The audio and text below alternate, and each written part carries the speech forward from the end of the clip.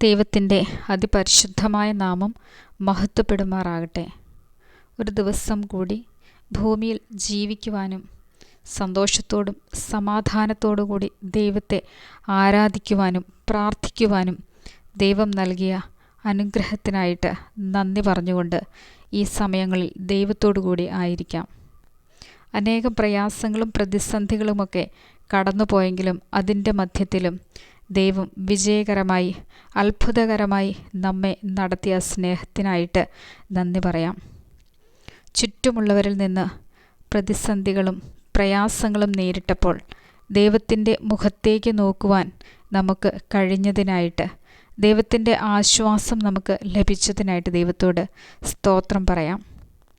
ഒരു ഭവനമില്ലാതെ ഭവനത്തിന് വേണ്ടി വേദനിച്ചുകൊണ്ട് നാളുകളായിട്ട് നടക്കുന്ന ദൈവമേ, ഞങ്ങൾക്കൊരു ഭവനം നൽകണമേ എന്ന് മനസ്സിൻ്റെ ഉള്ളിൽ നിന്നുകൊണ്ട് വേദനപ്പെട്ടുകൊണ്ട് കരഞ്ഞുകൊണ്ട് ദൈവസന്നിധിയിൽ നിലവിളിക്കാം. ഭവനമില്ലാതെ കഴിയുന്ന മനസ്സിൻ്റെ നൊമ്പരം മറ്റാരോടും പറയാൻ സാധിക്കാതെ ഒരു മുറിക്കുള്ളിൽ കടന്നിരുന്ന് കണ്ണീരോടുകൂടി ദൈവത്തോട് യാചിക്കാം. സ്വന്തമായൊരു ഭവനമെന്നത് ഓരോ മനുഷ്യൻ്റെയും ആഗ്രഹമാണ്. ദൈവം നൽകുന്ന സമയത്തിനായിട്ട് നമുക്ക് കാത്തിരിക്കാം. ആ സമയങ്ങൾ വേഗത്തിലാകുന്നതിനായിട്ട് പ്രാർത്ഥനയുടെ ശക്തി വേണം. സദൃശ്യവാക്യങ്ങളിൽ പറഞ്ഞിരിക്കുന്നത് പോലെ ജ്ഞാനമുള്ളവൾ തൻ്റെ വീട് പണിയുന്നു. ജ്ഞാനമുള്ള ഒരു സ്ത്രീ വീട് പണിയുന്നതിന് വേണ്ടി അധ്വാനിക്കുന്നു, ആഗ്രഹിക്കുന്നു, പ്രാർത്ഥിക്കുന്നു.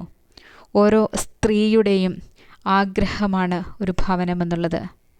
ഭർത്താവിനും മക്കൾക്കും വേണ്ടി യാചിക്കുകയും പ്രാർത്ഥിക്കുകയും അവരുടെ നന്മയ്ക്ക് വേണ്ടി ആഗ്രഹിക്കുകയും ചെയ്യേണ്ടത് സ്ത്രീകളാണ്. നമ്മുടെ ഭവനത്തിൻ്റെ നന്മകൾ, കുഞ്ഞുങ്ങളുടെ നന്മകൾ, ഭാവി അനുഗ്രഹപ്രദമാകുന്നതിന്, ജോലി അനുഗ്രഹപ്രദമാകുന്നതിനൊക്കെ ദൈവത്തോട് യാചിച്ചുകൊണ്ട് കണ്ണുനീരൊഴിക്കേണ്ടത് സ്ത്രീകളായ നമ്മുടെ കടമയാണ്. ഒരു ഭവനത്തിന് വേണ്ടി നിരവധി നാളുകളായിട്ട് ആഗ്രഹിച്ചും പ്രാർത്ഥിച്ചും കൊണ്ടിരുന്നിട്ടും സാധിക്കാതെ പോകുന്നുണ്ടെങ്കിൽ ദൈവം അത്ഭുതകരമായി ഈ നാളുകളിൽ വിടുതൽ നൽകുന്നതിനായിട്ട് നമുക്ക് പ്രാർത്ഥിക്കാം. ദൈവത്തിൻ്റെ നല്ല കരുതലിനായിട്ട് തക്ക സമയത്ത് നമ്മെ മാനിക്കുന്ന ദൈവത്തോട് നമ്മുടെ യാചനകളെ അറിയിക്കാം.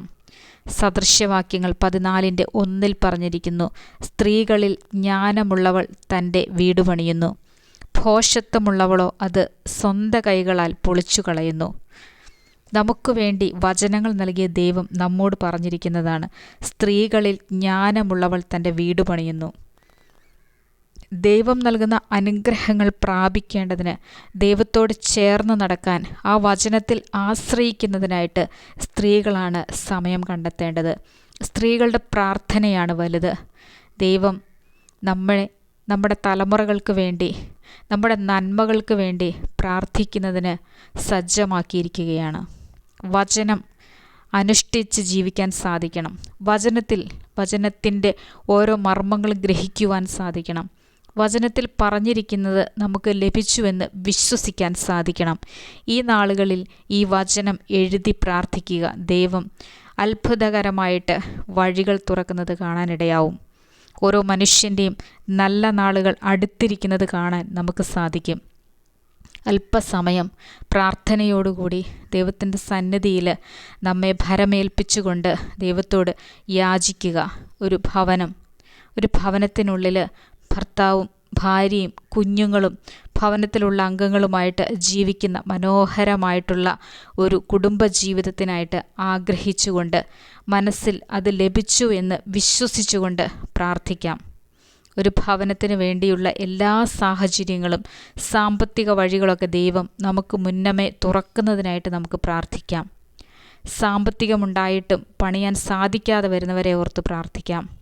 അങ്ങനെയുള്ളവരെ ഈ നാളുകളിൽ അവരുടെ പ്രതിസന്ധികളിൽ നിന്നും ദൈവം വിടുതൽ നൽകി അത്ഭുതകരമായിട്ട് പ്രശ്നങ്ങൾക്ക് മേൽ വിജയം കൈവരിക്കുന്ന ദൈവത്തെ ഓർത്ത് സ്തോത്രം ചെയ്യാം. ദൈവം നമുക്ക് നൽകുവാൻ തീരുമാനിച്ചിരിക്കുന്നതിനെ നമ്മൾക്ക് സ്വീകരിക്കുന്നതിനായിട്ടുള്ള പ്രാർത്ഥനയും ജീവിതവും ഉണ്ടാകേണ്ടതിനായിട്ട് പ്രാർത്ഥിക്കാം. പാപങ്ങളെ ക്ഷമിക്കേണ്ടതിനായിട്ട് തെറ്റുകളെ, കുറ്റങ്ങളെ ഏറ്റുപറഞ്ഞുകൊണ്ട് ദൈവസന്നിധിയിലായിരിക്കാൻ നമുക്ക് സാധിക്കണം. ഒരു ഭവനത്തിൻ്റെ രൂപം വരച്ചുകൊണ്ട് ഏത് ഭവനം ആഗ്രഹിക്കുന്നുവോ, ഏത് സ്ഥലത്ത് ആഗ്രഹിക്കുന്നുവോ അത് ദൈവത്തോട് കൃത്യതയോടുകൂടി അപേക്ഷിക്കുവാനായിട്ട് നമുക്ക് സാധിക്കണം. ദൈവം നമുക്ക് നൽകിയിരിക്കുന്ന അത്ഭുതങ്ങളെ ലോകരോട് അറിയിക്കുവാൻ സാധിക്കണം. ഇത് ഇന്ന് എൻ്റെ ജീവിതത്തിൽ ദൈവമാണ് നൽകിയിരിക്കുന്നതെന്ന് പറയുവാൻ നമുക്ക് കഴിയണം. അത്ഭുതങ്ങൾ നടക്കുമ്പോൾ, അതിശയകരമായ ജീവിതങ്ങളിലൂടെ കടന്നു പോകുമ്പോൾ ലോകർ നമ്മെ അഭിനന്ദിക്കുവാൻ, ദൈവസന്നിധിയിൽ നിവർന്നു നിന്നതുകൊണ്ട് ഇവർക്ക് ഈ രക്ഷ കിട്ടി, ഇവർക്ക് ഈ അനുഗ്രഹം പ്രാപിച്ചു എന്ന് പറയുവാൻ സാധിക്കണം. മറ്റുള്ളവർക്ക് മുൻപിൽ നമ്മെ ഉയർത്തുന്ന കർത്താവിനെ നമുക്ക് ഉയർത്തിക്കൊണ്ട് നമ്മെ ഉയർത്തുന്ന ദൈവസ്നേഹത്തെ അറിയുവാനായിട്ട് നമുക്ക് സാധിക്കണം. ഒരു ഭവനത്തിന് വേണ്ടിയിട്ട് നമുക്ക് ഈ നാളുകളിൽ ആഗ്രഹിക്കാം, പ്രാർത്ഥിക്കാം. ഈ വചനങ്ങളാൽ ദൈവം നമ്മെ അനുഗ്രഹിക്കട്ടെ.